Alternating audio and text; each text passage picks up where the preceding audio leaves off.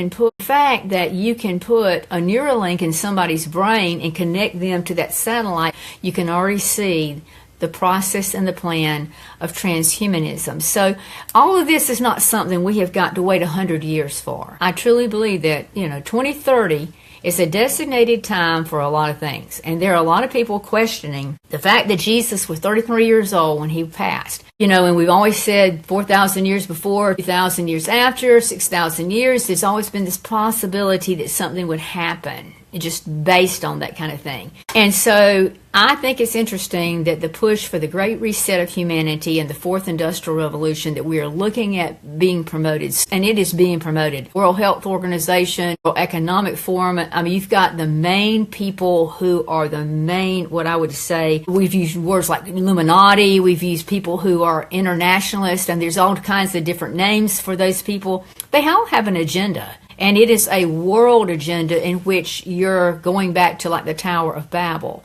where we're all thinking the same thing, doing the same thing. So how do we put humanity back into that cage? And unfortunately, we see on the United States dollar bill, we have an all seeing eye on our $1 bill. And if you understand anything like the bees in a hive, you've got a queen bee that's at the top, and then her vibrational frequency controls all the worker bees, and they do all the building of the hive. Well, we know in Scripture, when the Tower of Babel in the Old Testament was talked about, that was one of the worst things that God did not want us. And so what he did, he scrambled our language so we could not communicate. But look at today.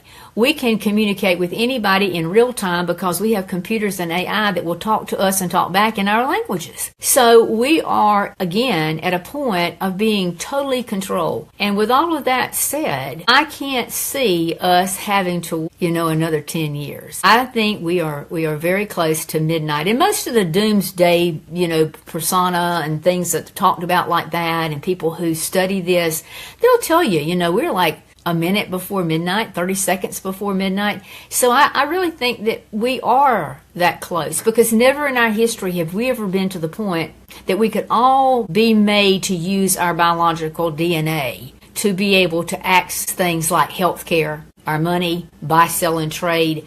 But once that goes, and I feel like there's going to be a crisis. We saw that with the last plague, and how that all shut us down and caused a lot of different things to occur.